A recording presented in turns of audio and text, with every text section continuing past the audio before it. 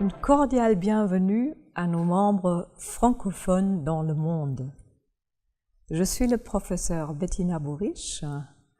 Je suis professeure de santé globale à l'Université de Genève, mais ici, je vous parle en tant que directrice exécutive de la Fédération mondiale des associations de santé publique. Nous allons parler aujourd'hui de la Charte mondiale pour la santé des populations. Qu'en est-il de cette charte? Que faisons-nous avec cette charte? D'où vient-elle? Le tout a commencé avec une rencontre avec Dr Margaret Chan, à l'époque directrice de l'OMS. Elle nous a posé la question, mais dites-moi, dans notre monde globalisé, que faisons les gens de santé publique? Nous avons relevé ce défi, nous nous sommes mis au travail. Ensemble avec l'OMS, nous avons commencé une étude en parlant à nos membres, plus de 100 associations de santé publique dans le monde, mais nous avons également interrogé les gens de santé publique à l'extérieur et nous avons fait une étude de littérature.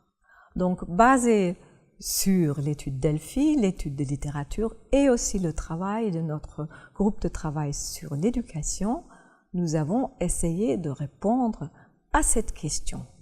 La fédération a engagé alors ce grand travail et il est sorti à côté des publications le fait que nous avons pu résumer le tout dans une charte.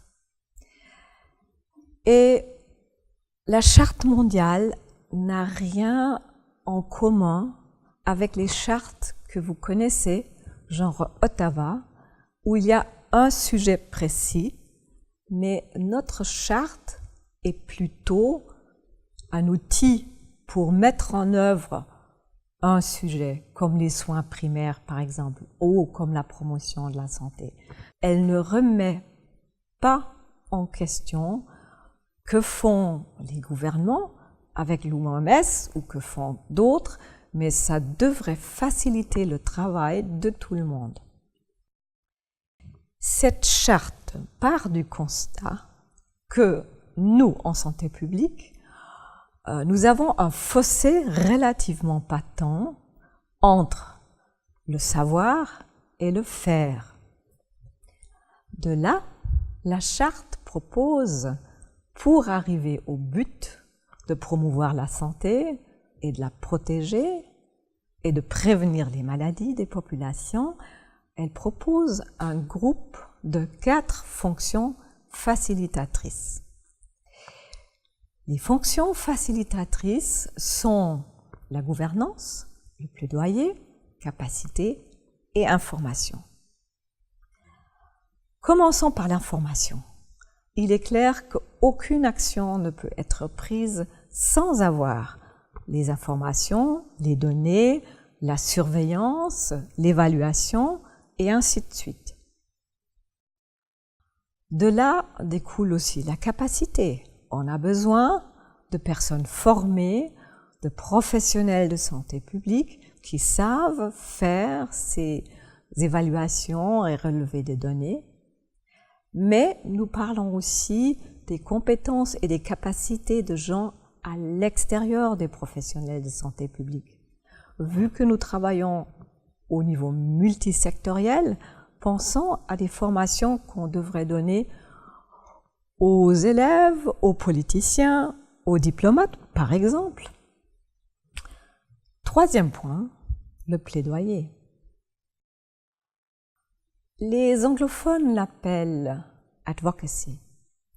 C'est la compétence, le leadership pour l'équité, pour faire avancer, pour inclure la solidarité, toutes nos valeurs qui nous sont chères en santé publique est de faire que quelque chose arrive au but et pour ramener tous les différents partenaires sur le même chemin.